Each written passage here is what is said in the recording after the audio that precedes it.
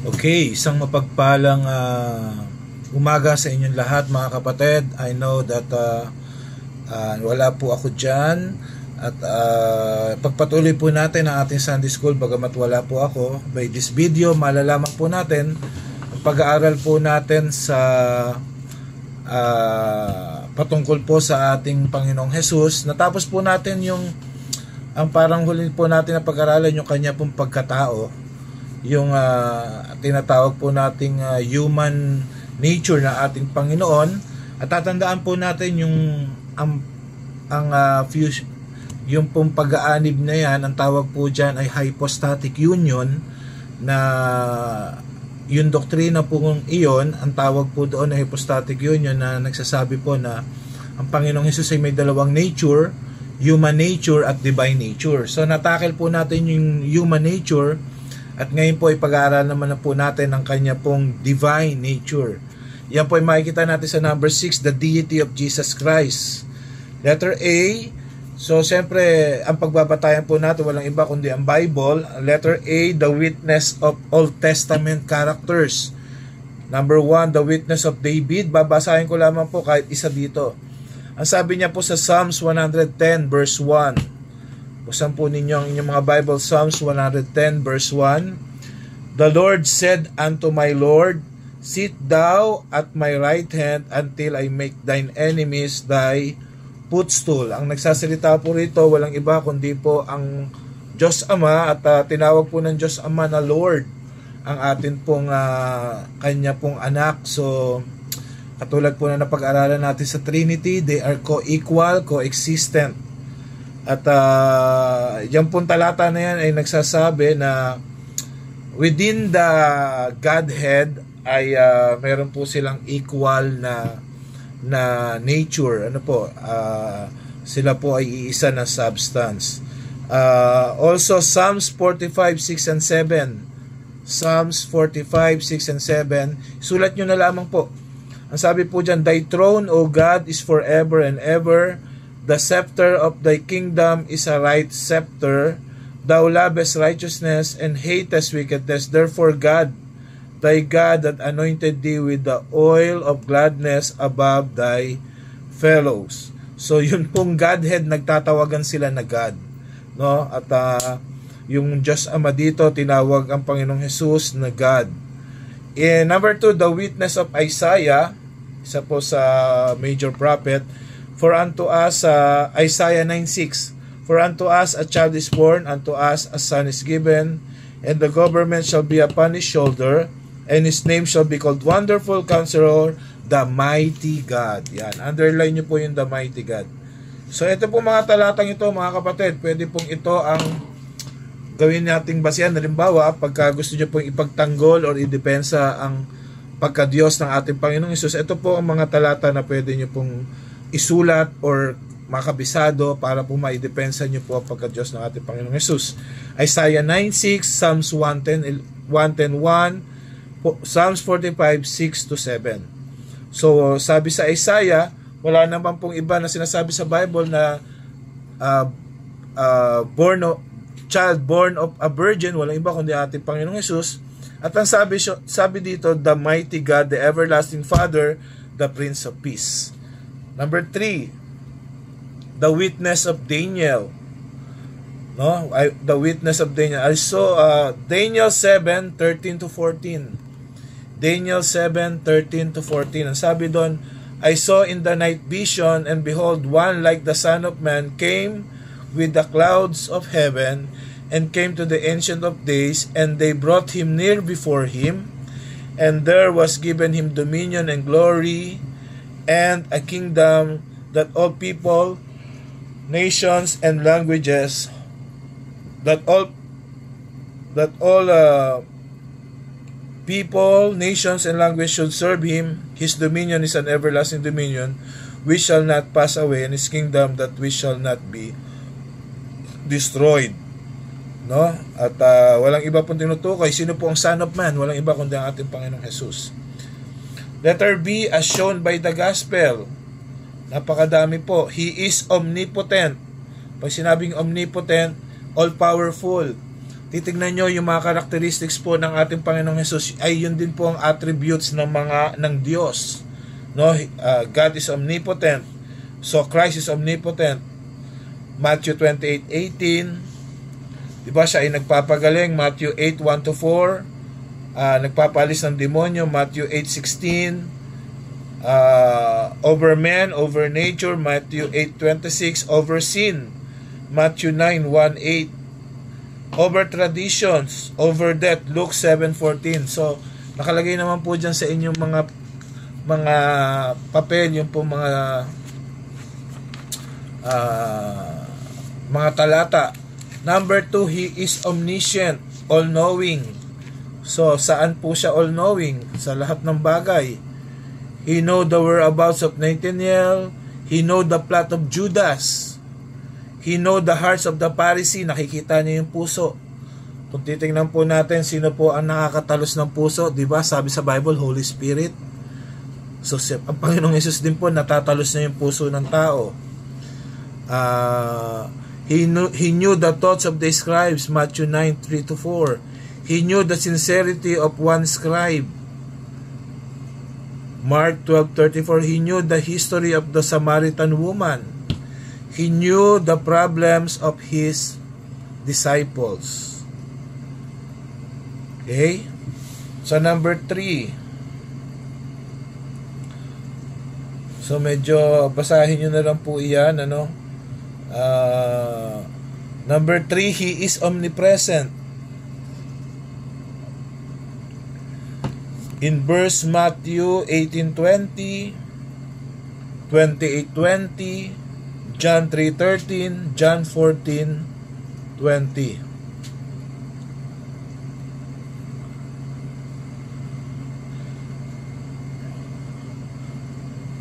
Okay? Now, meron lang po i-clarify dito sa omniscient ng ating Panginoong Jesus. It is rightly understood there is no contradiction between His omniscience and His being limited in knowledge. Kasi baka mamaya po may magsabi, bakit hindi alam ng Panginoong Jesus kung kailan siya darating? No? Diba, sabi doon sa Bible ay tanging Ama lamang po ang nakakaalam. Alam niyo po, hindi naman ibig sabihin na hindi niya alam. It is not about the knowledge na kung kailan, but it is about the authority. Alam niyo po kasi, ang pagbabalik po ay itinulad sa kasal, di ba? Ng isang Hudyo. Ang nakakaalam lamang po ng kasal or kailan pupunta yung groom, walang iba kundi yung father of the groom. Kaya it's not about the time. Ang sinasabi ng Panginoon, hindi para sa kanya sabihin, no, na kung kailan pupunta, kung kailan siya babalik. Ito po ay nasa Diyos Ama. Okay? So isang ano lang po 'yon, take away doon, kasi may mga nagsasabi na bakit kung Diyos si Kristo hindi niya alam kung kailan siya babalik. Hindi po 'yon. Ang sinasabi po ng Panginoon doon, yung authority na ibigay kung kailan siya darating ay hindi para sa kanya, para hindi niya sabihin. Hindi sa kanya 'yon para sabihin niya sa mga tao, kundi para po sa Diyos Ama. So number 4, He is worshipped as God. Ito po yung we worship ang Panginoon Jesus by the angels, Hebrews 1:6, by the shepherds, Luke 2:15. Diba, tandaan nyo nung siya ay pinanganak, siya ay winorship ng shepherds. By the wise men, winorship siya. By a leper, by a ruler, by a Syrophoenician woman, Matthew 15:25. Okay? By a mother in Matthew 20:20, by a maniac in Mark 5:6, by a man born blind, tandaan niyo yung pinagaling ng Panginoong Jesus na bulag in John 9:38. By Thomas, di ba? Ano po yung sabi ni Thomas sa John 20:28? My Lord and my God. Yan po isa sa talata na pwede po nating sabihin. Ang sabi po dyan ng mga iglesia ni Kristo, nagulat lang daw po si si Thomas, kaya niya nasabing my Lord and my God. Pero kung titingnan po natin yung talata, buksan natin, John 20:28 ay hindi naman po nakalagay na exclamation point, no, kundi tuldok po nakalagay. So John 20:28, buksan po natin para po maganda na maipaliwanag ito. John 20:20, and Thomas answered and said unto him, my Lord and my God. Tinawag po ni Thomas na Diyos ang Panginoong Hesus. Kung hindi po Diyos ang Panginoong Hesus, pwede naman po sabihin ng Panginoong Hesus na mali ka, Thomas, nagkakamali ka. No? Alang sagot po lang dyan ng Iglesia ni Cristo kasi absent daw si Thomas nung nagpakita ang Panginoong Hesus. Hindi, yan na nga po siya na po mismo ang nagdaiti ng kanyang daliri. So, kaya nasabi ni Thomas na my Lord and my God.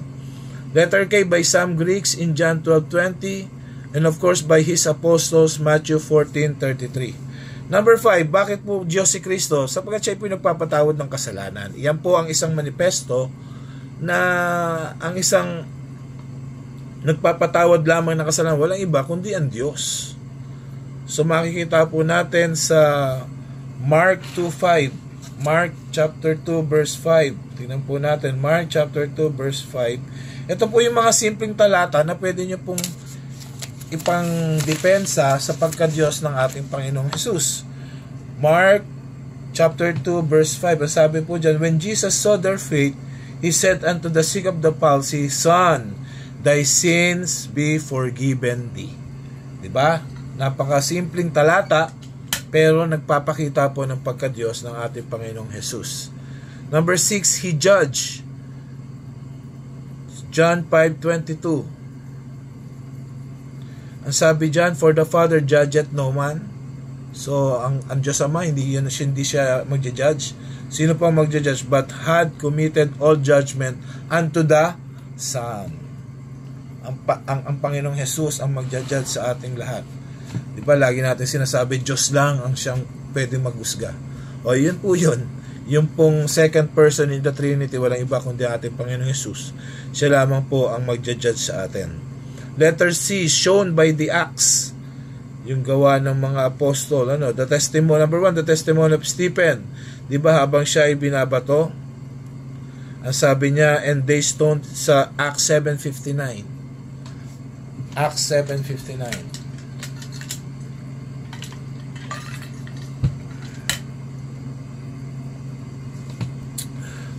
Acts 7:59, and they stoned Stephen, calling upon God and saying, Lord Jesus, receive my spirit. And they stoned Stephen, calling upon God, napakalino po, and saying, Lord Jesus.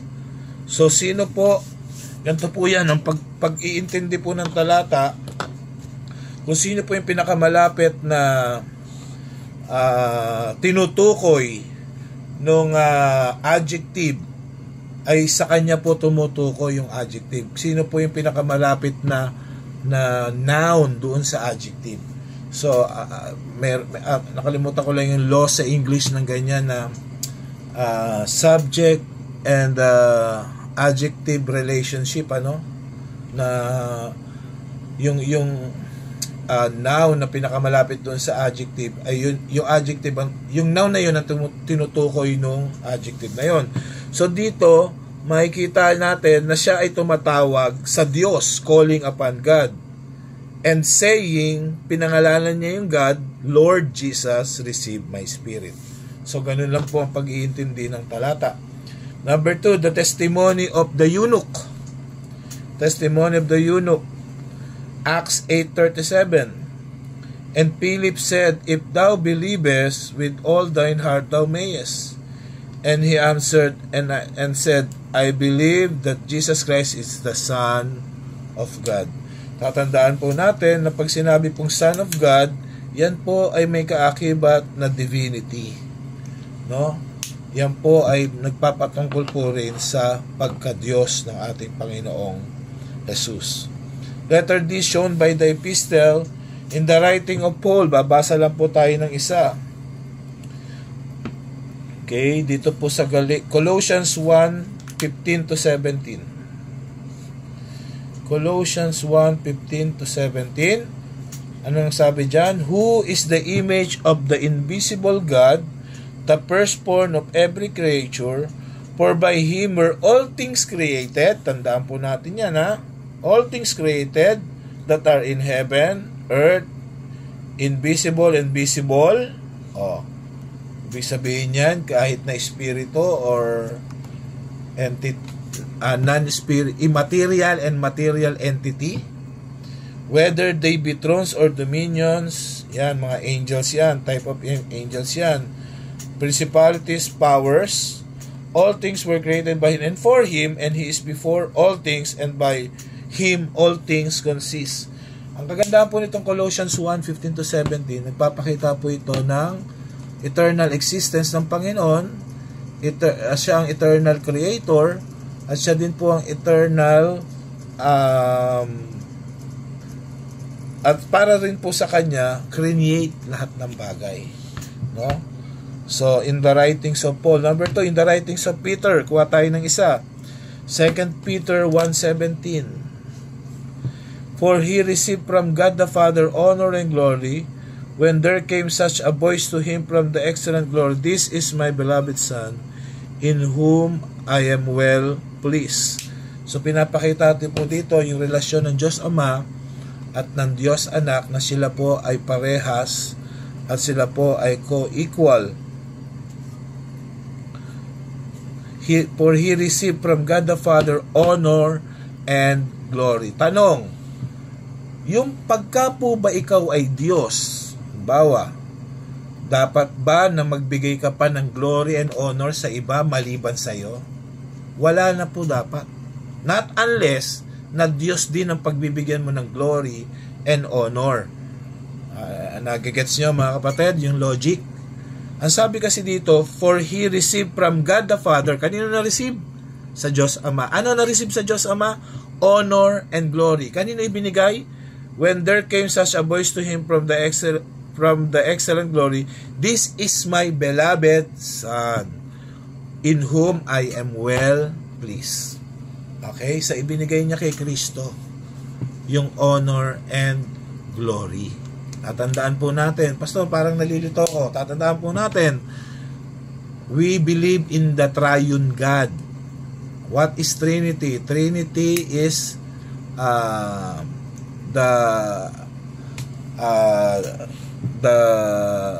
we believe the Trinity is one God in three persons, coexisting,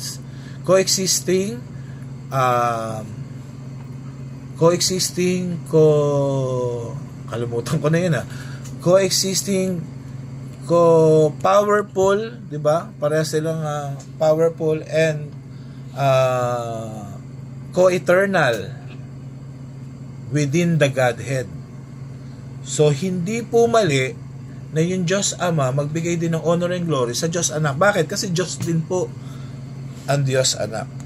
Number 3, in the writings of Jude 1:25, to the only wise God, our Savior. Kaya, ito naman po, ang tawag po rito ay grammar study naman tayo, grammar study. To the only wise God, our Savior. So parehas pong ano po ang nagdi-define doon sa God, Savior din daw siya. Okay? So, to the only wise God, our Savior. Sino po ang Savior natin? Walang iba kundi ang Panginoong Hesus. Be glory and majesty, dominion and power, both now and ever. Amen. So, may mga pilosopo na magsasabi, walang binanggit po dyan na Jesus or na Christ, kunit Savior lamang. Alam niyo po, una, Biblia po ang pinag-uusapan natin. In the whole book of the Bible, wala pong pinapatungkulan na Savior dyan kundi ang ating Panginoong Hesus. Kaya hindi na po kailangan i-reiterate na si Kristo yan, sapagkat when you say Savior, pagdating po sa Bible verses, wala po sinasabi dyan kundi ang ating Panginoong Hesus. Okay? In the writings of James 2:1, My brethren, have not the faith of our Lord Jesus Christ, the Lord of glory, with respect of persons. No, so yung the Lord of glory signifies divinity, mga kapatid. No, kaya nagpapatungkol ito sa pagka-Diyos ng ating Panginoong Hesus. Of course, in the writings of John, ito po napakaraming sinabi ang Apostle John. Kunin po natin sa Revelations 19:16. Pinapatungkolan po na King of Kings and Lord of Lords ang ating Panginoong Hesus. In Revelations 1:18, ang sabi doon, I am he that liveth and was dead, and behold, I am alive forevermore. Okay. Guhitan lang natin yan. And have the keys of hell and of death. Tanong, ang Diyos Ama po ba ay namatay? Sino po lang ang namatay pagdating po sa Biblia? Walang iba kundi ang ating Panginoong Hesus. Kaya sinasabi dyan, siya ang may hawak ng keys of hell and of death. So marami pa po dyan. Basahin nyo na lamang po upang tayo po lang ay makadire-diretso. No? Now, ang kasunod po niyan, of course, natapos natin yung pagka-Diyos ng ating Panginoong Hesus. I hope na malinaw po sa inyo to, and I hope na tinetake down nyo po yung mga verses sapagkat yan po ay magagamit nyo na pandepensa pag kayo po ay may mga nakakausap na Unitarian. Ano po ibig sabihin ng Unitarian? Na sila lamang po ay naniniwala na ang Diyos ay iisa lamang po at wala pong tatlong persona. No? Yan po yung mga Unitarian. Tayo po, monotheist, ibig sabihin ng monotheist, Trinitarian tayo. Ibig sabihin po ng monotheist ay iisang Diyos pero nasa tatlong persona. Yung iba naman po, tulad ng Iglesia ni Cristo, monotheist pero Unitarian. So, sino-sino po yan? Iglesia, Jehovah, Mormons, no? Yan po yung mga monotheist Unitarian.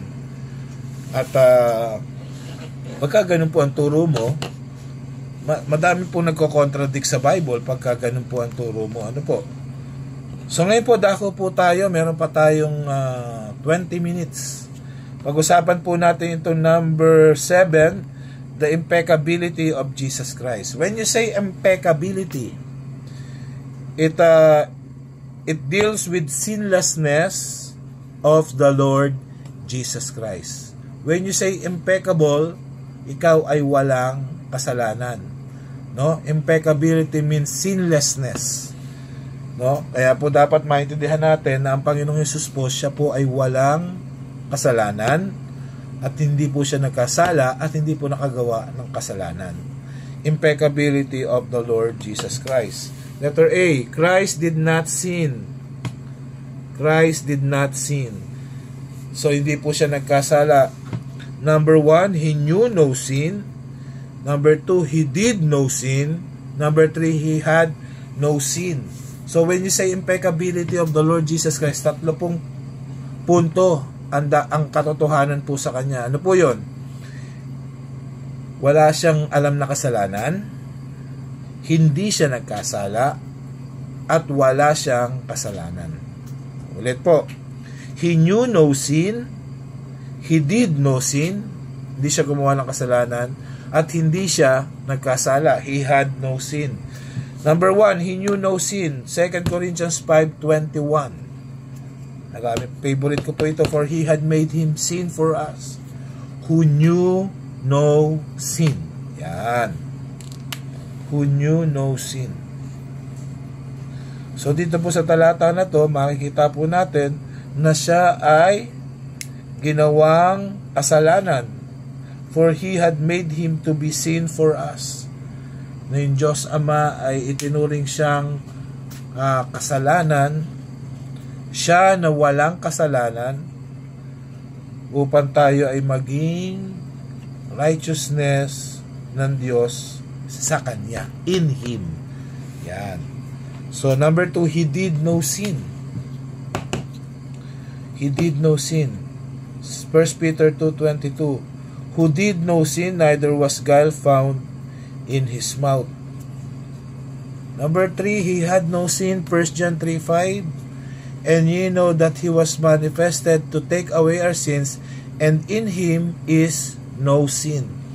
So, when you say the doctrine of impeccability, ayan po ay patungkol po sa walang kasalanan ng ating Panginoong Hesus sa tatlong aspeto. Bakit? Siya ay wala siyang alam na kasalanan. He knew no sin. Number 2, hindi siya nakagawa ng kasalanan. At number 3, wala siyang kasalanan. Okay? So talagang righteous po ang Panginoong Hesus. Siya lamang po ang tanging tao na nabuhay ng righteous. Okay, letter B. Letter B.